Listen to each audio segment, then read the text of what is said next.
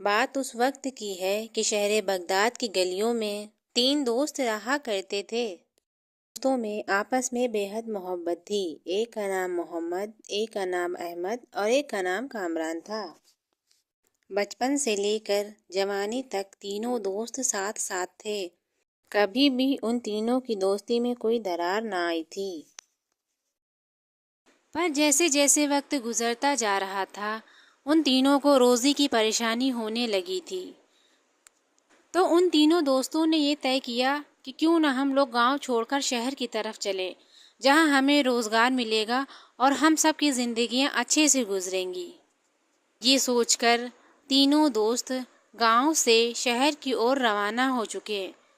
जाते वक्त तीनों ने अपने पास थोड़ा पैसा, थोड़ा खाने का सामान और 2-4 कपड़े रख लिए। तीनों दोस्त एक सुनसान रास्ते से गुजर ही रहे थे कि उनको चलते चलते शाम हो गई। थक हार कर वो एक पेड़ के नीचे आराम करने लगे। दिन भर की थकन की वजह से वो इतने ज़्यादा थके हुए थे कि जैसे ही उन्होंने आराम की उनको तुरंत नींद आ गई। अभी वो तीनों दोस्त नींद की गोद में गए ही हुए थे कि उनको कुछ आवाज़ सुनाई दी।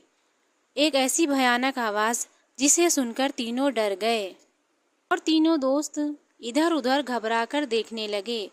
तभी तीनों दोस्त देखते हैं कि सामने से एक शेर आ रहा होता है, जिसे देखकर तीनों दोस्तों की रूह पनाह हो जाती है।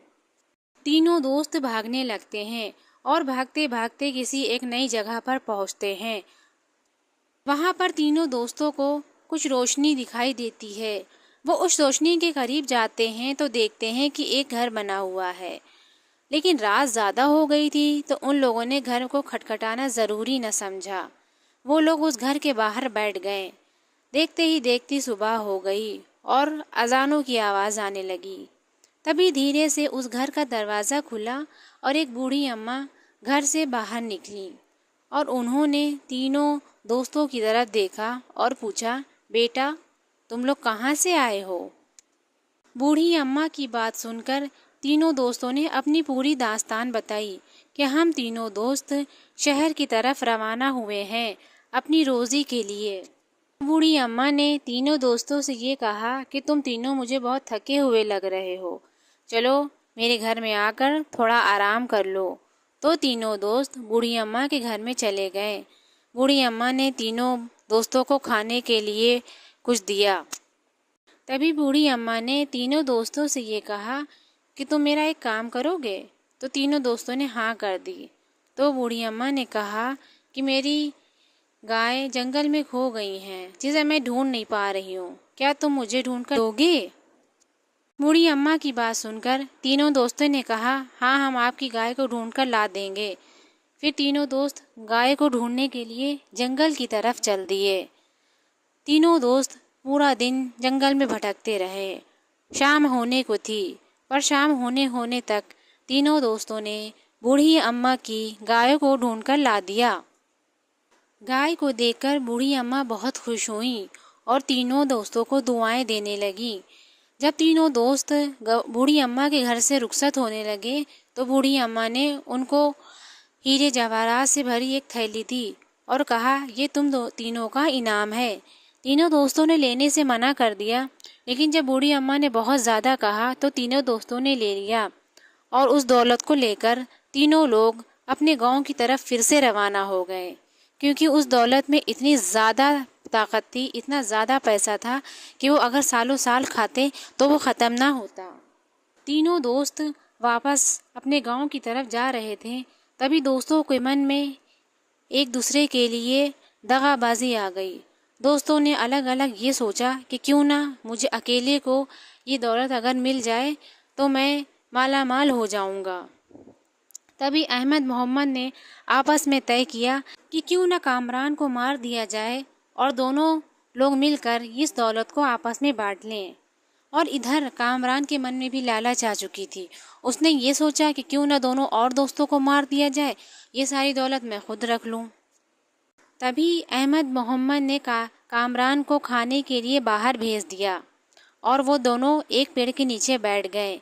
इधर जब कामरान रास्ते में जा रहा था तो उसने सोचा क्यों ना जहर की एक पुड़िया ले ली जाए और दोनों दोस्तों के खाने में मिला दी जाए।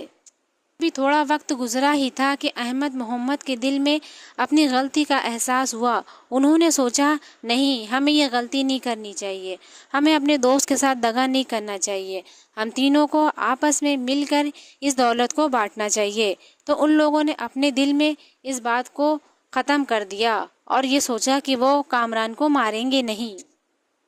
इधर कामरान के मन में भी फैसला बदलने की उम्मीद जगी। उसने भी ये सोचा कि क्यों ना मैं तीनों लोग मिलकर ही इस पैसे को बांटें, क्योंकि अपने दोस्त के साथ दगा करना अच्छी बात नहीं है। उसने उस जहर की पुड़िया को वहीं फेंक दिया और खाना लेकर अपने दोस्तों के पास आ गया। फिर क्या था, तीनों दोस्तों ने मिलकर खाना खाया और हंसी खुशी बातें करने लगे। रात होने को थी, तभी तीनों दोस्तों ने सोचा कि क्यों ना आराम कर लिया जाए। तभी उन्होंने देखा कि सामने एक गुफा है, तो तीनों दोस्त उस गुफा के अंदर चले गए और लेट गए। लेटते ही इन तीनों दोस्तों को नींद आ गई। तभी रात अंधेरी हो चुकी थी और बारिश होने लगी। बारिश इतनी तेज़ हुई कि गुफा जो थी उसके ऊपर कुछ पत्थर पड़े हुए थे, वो पत्थर नीचे आकर गिर गए और गुफा का मुंह बंद हो गया। तीनों दोस्त सुबह सोकर उठे तो उन्होंने देखा गुफा तो बंद है। तो उन्होंने देखा कि एक पत्थर जो कि बहुत बड़ा सा है वो गुफा के आगे आकर गिर चुका है। तो तीनों दोस्तों ने पीछे से धक्का लगाना शुरू किया और धक्का लगाते लगाते उस पत्थर को हटा दिया। तो इस तरह से तीनों दोस्त गुफा के अंदर से बाहर आ गए। तीनों दोस्तों ने खुश होकर एक दूसरों को गले लगाया। तो मेरे दोस्तों, इस कहानी से यही सबक मिलता है कि हमें अपने दोस्तों के साथ दगाबाजी नहीं करनी चाहिए, उनके साथ मिलकर रहना चाहिए। क्या पता हमारे दोस्त हमारे कब काम आ जाएं।